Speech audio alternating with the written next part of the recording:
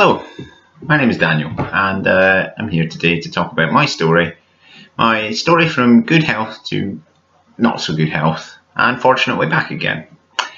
I've been fully recovered for around just about 6 months now, and before that I've battled with anorexia for about 4 years. Now this is something I've seldom done before. I can write pages and pages about my disorder and my recovery, but actually talking out loud about it, even just on my laptop, is a very different game altogether. I feel a bit sort of nervous actually, just talking out loud. Even though nobody's around, I still feel a bit nervous. In the same way I sort of felt nervous about writing my first blog post when I opened up about recovery to all my friends and to my family as well. At the same time, it's kind of liberating. Opening up about my eating disorder and the recovery process has saved my life. And that's why I want to talk to you today and would encourage you to do the same. With the PhD, I was sort of thrown into the deep end.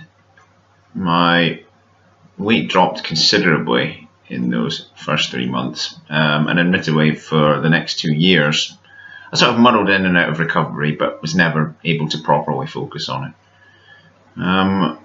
Whenever I felt like I might be getting somewhere, some deadline or some feeling of inadequacy would come crashing in and would knock me straight back again.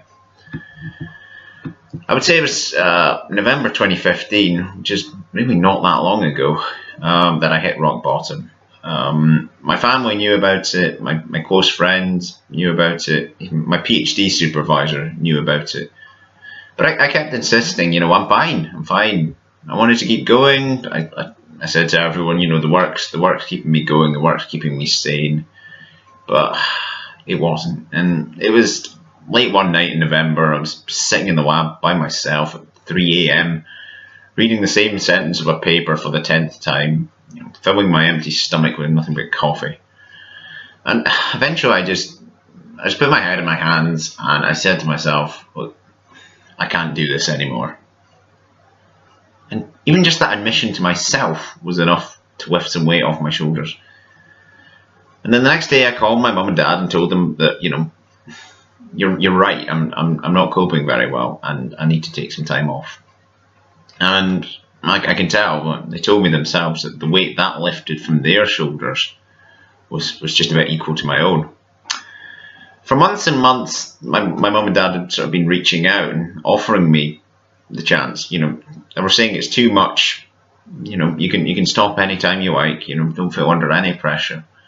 But they knew that they could say anything, but I would have to admit it myself. And so finally, I did that, and I emailed my supervisor, and I said to him, I'm really struggling with this. I can't focus on my mental health right now. And he was nothing but super supportive and understanding. He was just brilliant through the whole process.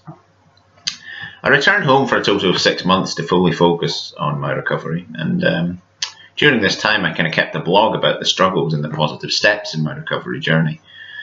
I made this blog public and received a huge positive response from my friends.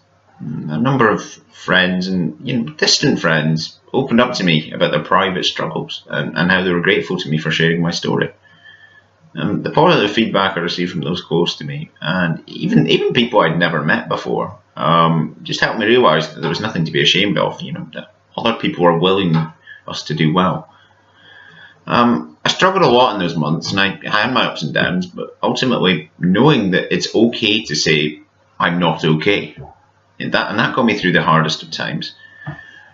I returned to academic life last June, just a few months ago, and I still have the odd slip-ups, the odd sort of relapsing behaviours and struggles. When things get particularly stressful, but in general, I feel healthy, I feel happy, and I've realised that above all else, health and happiness are the most important aspects of our lives.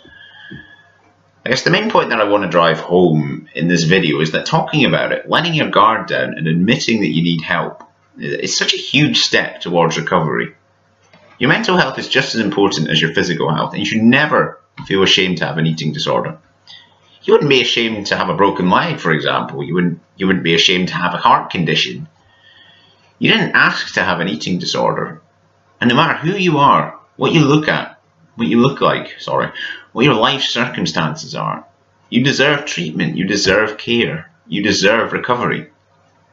And just because you're not dangerously underweight, just because you've never been hospitalized, just because you're a man, for example, it doesn't make your health and well-being any less important. Admission is not a sign of weakness, it's a sign of strength. And now, some people can hold that strength all through recovery by themselves. But for me, and for most people, I would imagine, in the sort of darker, the harder times, the voice of the eating disorder becomes louder. And it can drown you out. It can drown out all those positive thoughts about wanting to make these positive changes. And that can trigger a serious relapse. But when you open up to people around you, when you open up to your doctor, to your care team, to your family, and even to your close friends, then their strength, combined with your strength, will carry you through. I mean, in those darker times, when you're not feeling so strong, they can be strong for you, and that can really get you through. So, telling my parents and telling my friends and telling my PhD supervisor that I was struggling with an eating disorder, that I needed time to myself to recover my mental health, and that saved my life. And I think by opening up, by sharing our experiences, by sharing our struggles, by sharing our positive achievements, I really think together we can beat disordered eating. So, well, thank you for listening to my story. Anyway, if you'd like to see my progress over the past years, or I've recently been writing posts about recovery advice because I feel like I'm in a position to do that now. Please come and check out my blog. It's www.roughrecovery.com. Thanks again for listening, and best of luck to you in your recovery.